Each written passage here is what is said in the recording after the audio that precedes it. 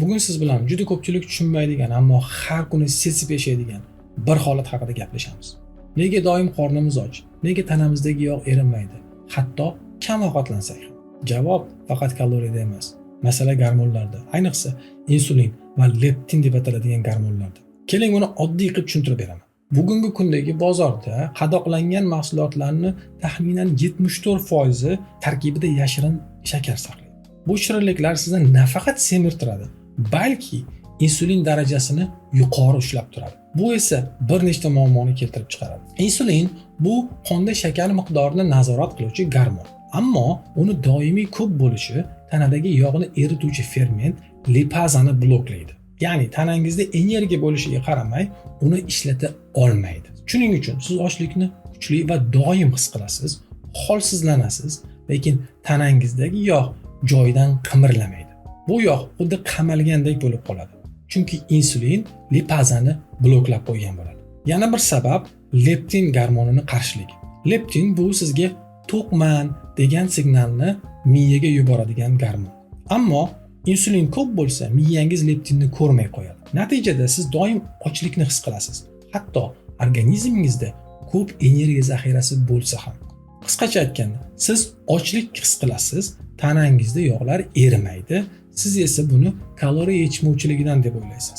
Aslida esa bu gormonal muvozanatning buzilishidir. Odamlar u shunchaki ko'p yeydi deb aytishadi. Lekin nega u ko'p yeydi? Sabab tanadagi gormonlar u odamni ochlikka majbur qilyapti.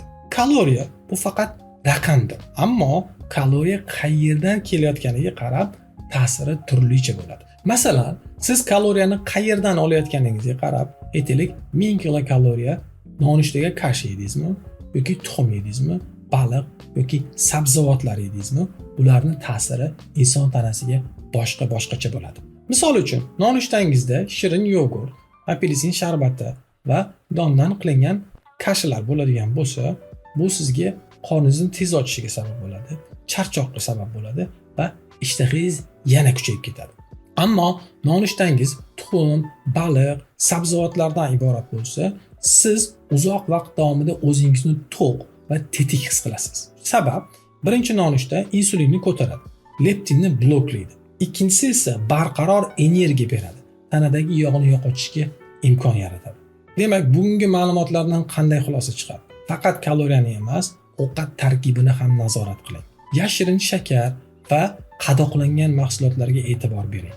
Insulinni baland oshiruvchi mahsulotlar sizni qorningizni och va charchagan holatda ushlab turadi. Tabiiy, to'yimli, oqsilga boy va tolalarga boy ovqatlarni ko'proq tanlang. Vazn yo'qotish bu faqat matematik formula emas. Bu tanani gormonlarini va odatlarini tushunish bilan bog'liq bo'ladi. Agar bugungi video sizga foydali bo'lgan bo'lsa, like bosing, kanalimizga obuna bo'ling va fikrlaringizni izohlar bo'limida yozib qoldiring. Kelgusi videolarda ko'rishguncha sog', salomat bo'ling.